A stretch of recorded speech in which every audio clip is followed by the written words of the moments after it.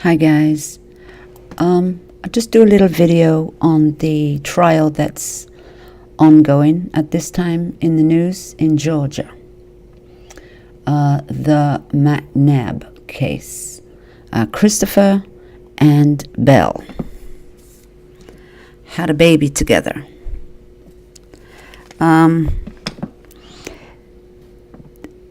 Christopher McNabb and Courtney Bell and Kalia McNabb. This little baby was only 15 days old when she was killed. 15 days old, newborn Kalia had multiple skull fractures. They say multiple. It looks like her skull was pretty beaten up or shaken and God knows what. But the jurors have been to the mobile park where the baby lived her short 15 days. This little baby, when she was found, was wearing a purple onesie that read, "Stay away from boys. My daddy works out." And a man's tank top had been placed over the head of this little baby. And the doctor, even before conducting the autopsy, could tell the 2-week-old newborn baby had been injured. Oh dear. Because the head was enlarged. Oh. And that's a lot of brain damage to the head.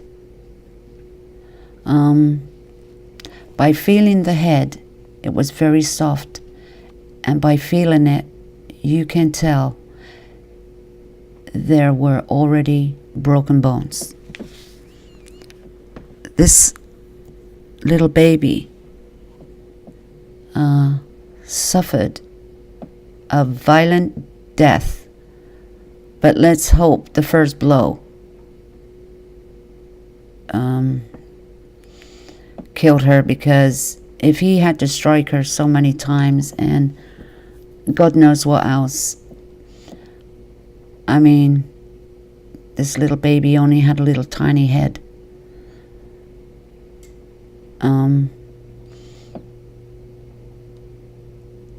Obviously, the parents are on some kind of drugs. Obviously, that is the case. I don't know if they're on meth or something. Well, as you see, the pictures of Christopher McNabb, he has these awful tattoos written over his head, all over his body.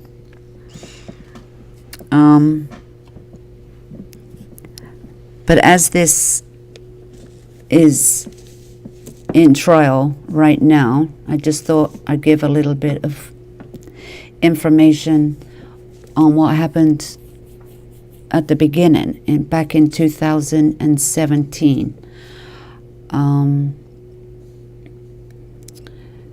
October the 7th, 2017, a 911 call was made by Courtney Bell, the mother, the baby's mother, that her baby was missing from her mobile home. And she tells the operator, all about it. When was the last time you see the baby? You've been sleeping. When did you go to sleep? How long for? Her daughter woke her up, apparently, and said that the baby was gone. And her daughter is very young. So that's the 911 call. And then the next day, the baby was found in the woods with blunt force trauma to the head. Very severe blunt force trauma to the head. Now, that's rage, isn't it? That's somebody out of control. If he did kill this baby in the home, why didn't the mother hear this? Why didn't the mother see this?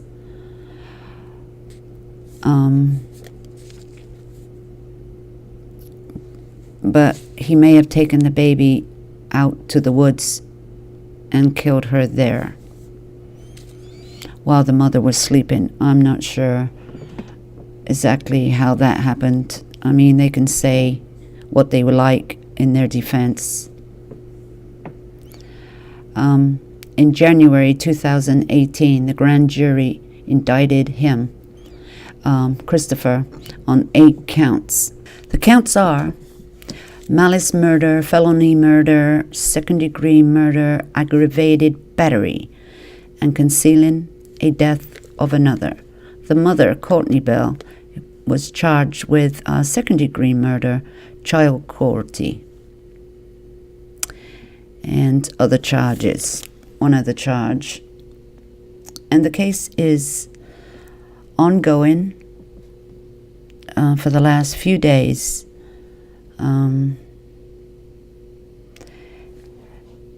So we'll see what happens. I mean, what are they going to do? He has done this, and they are going to prove he did this. They're going to prove he did this. But there's something weird about this family. Okay? You know, they come from Georgia. Nothing wrong with that. But her mother, Courtney Bell's mother, has a brother. Now this Christopher McNabb is Courtney Bell's mother's brother. So they are first cousins.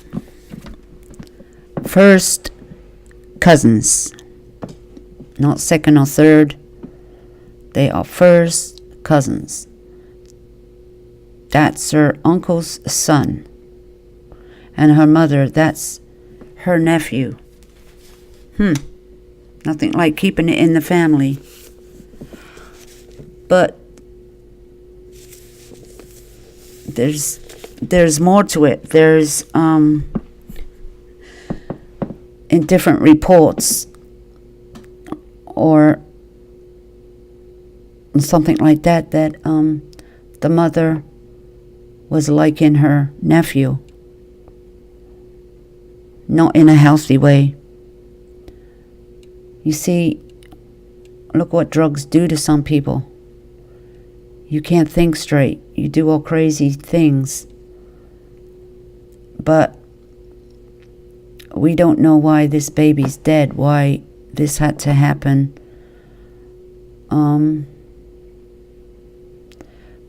But they are on trial for their life and will be going away for a very long time. Maybe life in prison. For both of them. Because I'm not sure how much involvement the mother had, whether she knew what he had done at the beginning or knew after the fact. Not sure on that.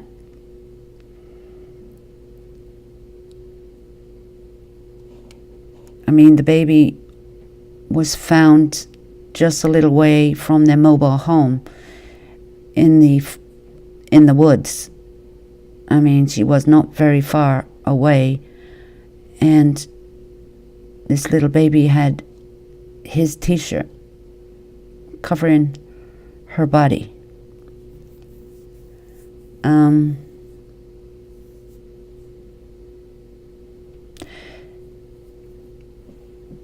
I don't know how the other children were treated in the household.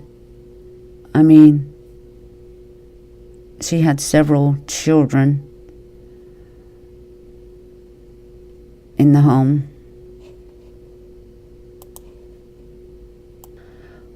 When the police showed up to the house after the 911 call on the 7th of October 2017,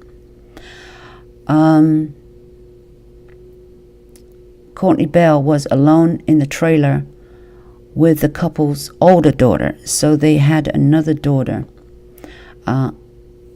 with each other. And McNabb showed up later looking very disheveled and acting fidgety. That's what the deputy said.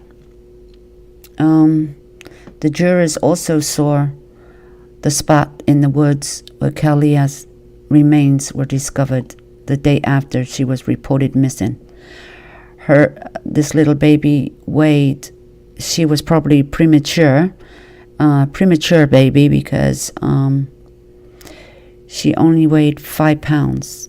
I mean, she was 15 days old, but the baby weighed 5 pounds and a little over 5 pounds and a few ounces.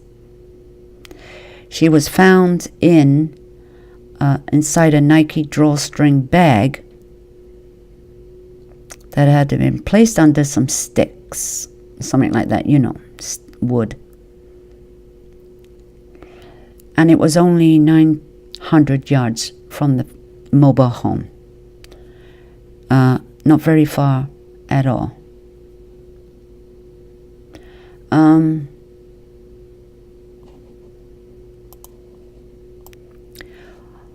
On the day this little baby's body was found in the woods, McNabb and Bell were in the car with their relatives, driving back home to the mobile home. And they learned that Kalia's body had been found. And at that point, Christopher McNabb then jumped out of the car and ran. But he was found a short time later and arrested on a probation violation.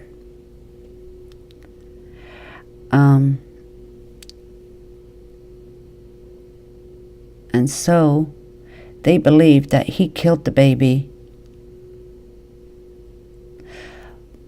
but do not know really what the motive was. And the mother was neglectful of her baby's safety.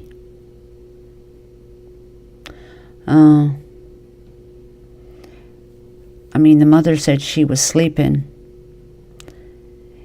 and her 2-year-old alerted her that the baby was missing. So this little baby of 2 years old, her other daughter, woke up the mother and said whatever she said, where's the baby? I can't find the baby. I don't know. She's 2 years old. I don't know how well she talks. But that's what the mother said. The 2-year-old alerted to her. I don't know if you could believe that one, but still.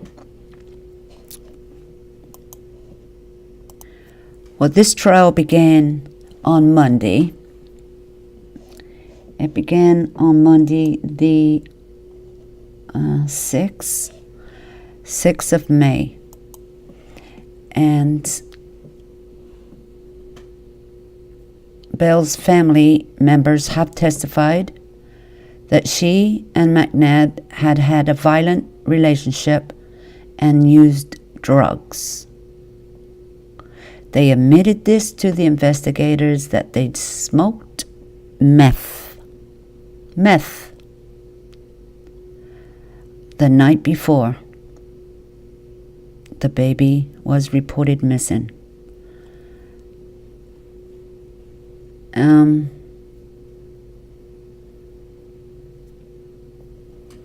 Of course, their attorneys argue that there's no evidence that McNabb and Bell were responsible for the baby's death. So this case continues, and we'll see what happens. We'll see what conviction they both get. Maybe the mother was sleeping. She's so drugged up that she didn't hear her baby crying. I don't know where the baby was at the time. Was it in the living room, in another room, in her room? I'm not sure where the baby was at this time. But I don't know if she really knew what was going on at that time, but did know after. And she did not hear this baby crying, so she says. Or she just ignored the baby's cries and he had enough of it. You know, maybe she got overwhelmed. Like the case I had that was just a few miles away from where I am, when she took meth and she got overwhelmed and killed her baby. Suffocated. I mean, she didn't suffocate it. She overdosed it on meth. She put the meth in the baby's bottle and overdosed the baby on meth because she had enough of his crying. Because he was also addicted when he was born. And that case is ongoing here in the Milwaukee courts. But the father was not at home at the time. He was at the bar and she was mad at him because he shouldn't have gone to the bar and left her with a baby. But he came home and reported the baby was dead and called 911. So he is not charged. She is the one that's charged. So there's many people like this that are on meth. I mean, they can't cope. They're overwhelmed. I don't know if she's taking meth all the time or takes drugs once in a while, or was this baby born with an addiction? Because if so, you know, this baby is premature or the weight is very low, a low birth weight. And of course, this baby's going to need more tender loving care, which both of them didn't have the patience for. Or maybe this baby should never have been given back to the parents. May this little baby rest in peace and get some justice. So guys, are you all watching this case? It's on YouTube. It's been going on since Monday. Let's watch this case and see what the outcome is on this one.